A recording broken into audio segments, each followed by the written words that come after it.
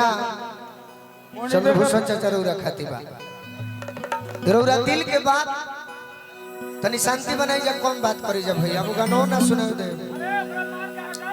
ये जो हम गाना गाने जा रहे हैं हाँ जी चाचा जी, ये बात आप अपने मन में रो कर कहते होंगे या हंस कर कहें, आपका ये दोनों दिल की बात। हंसते हैं इसलिए कि शायद हमारे पिताजी को कष्ट नहीं हुआ, हम सभी को छोड़कर चले गए। रोते इसलिए हैं कि कुछ दिन और रह जाते। तो हम आपके मन की बात अपने टूटे फूटे शब्दों में गा कर कह रहे हैं।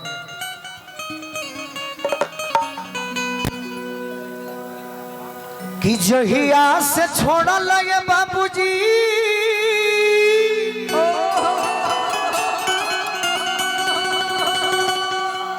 अरे हमरो तू साथा हो।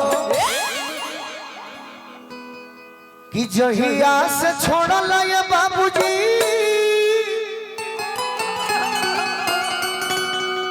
हमरो तू साथा हो।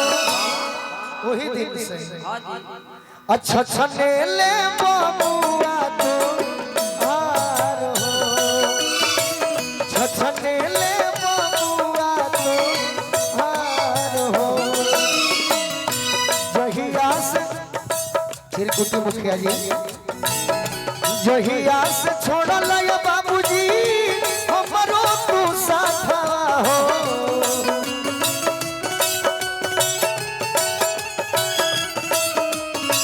पप्पू यादव जी मिट्टी ठेकेदार जी की तरफ से पुरस्कार मिला।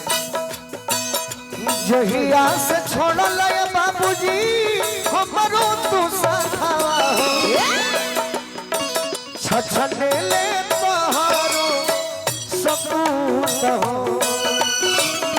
छछने ले तोहरो सपूत हो। सबके हो पड़ लेबा अन्न धन भर लेबा, सबके हो पड़ लेबा अन्न धन भर लेबा, सबके हो पड़ लेबा अन्न धन भर लेबा। सबके हो भरल बा अन्न धन भरले बा, फिर भी अरे तबई महलिया लागे सुन हो, तबई महलिया लागे सुन हो।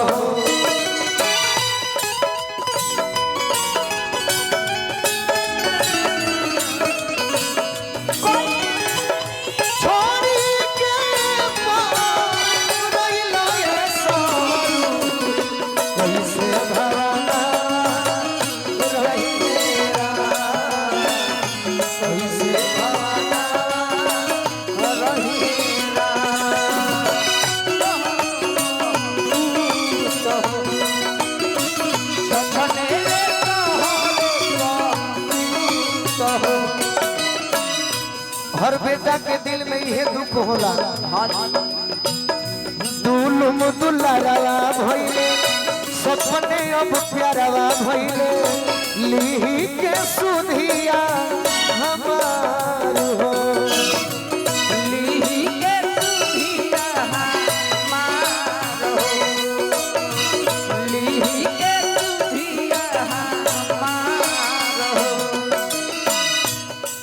मनोज भैया सबसे छोटे सुपुत्र बानी,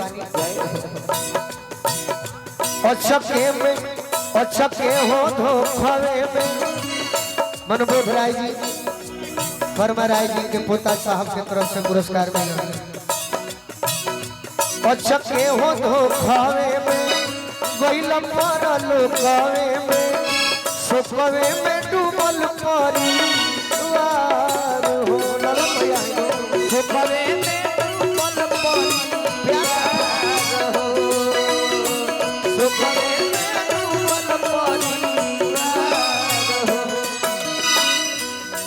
भगिना जी ललन भैया हैं, हमरा नाती, अच्छा नाती बोल नाती ललन भैया विजय भैया की तरफ से बहुत बहुत पुरस्कार रहे दीजिए।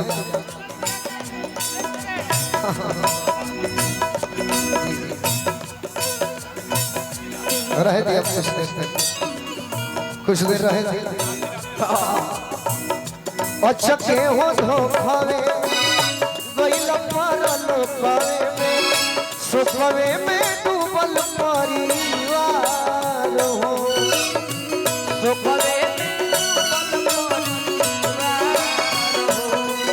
सुखवे में डूबल परिवार हो। अब हमरा चंद्रभूषण चाचा बात बहुत है। जी जी जी डॉक्टर जे कहते हो हमारा बस के रहते हो डॉक्टर जे कहते हो हमारा बस के रहते हो डॉक्टर जे कहते हो हमारा बस के रहते हो। चंद्रभूषण चाचा के दिल के बात बा कि अगर डॉक्टर कहले रहते हमारा बस के रही तो कुछ दिन अरे देइयो के जियवले रहती खून हो छछनेले तोहरो सकून हो।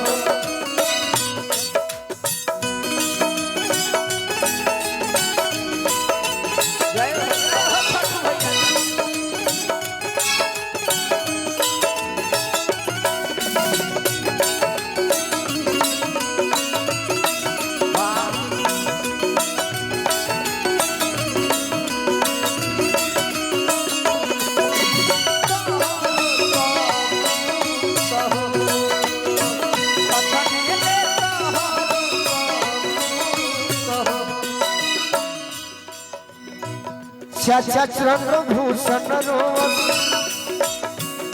कहतारे ललन भैया गोलू के मनवा मायूस हो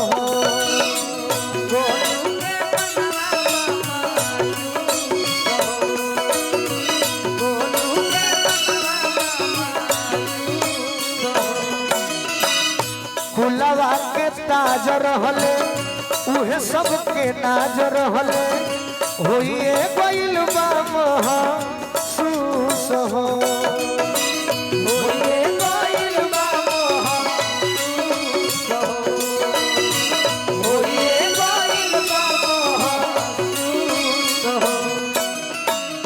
जखमी जितेंद्र गीतिया लिखी है अपना हाथवा हो जखमी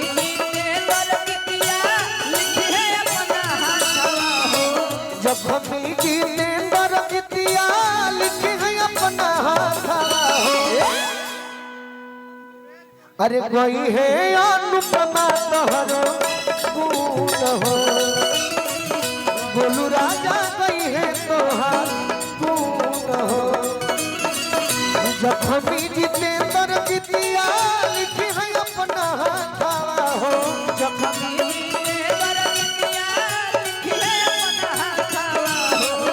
रेखा दीदी गई है तोहार गुण हो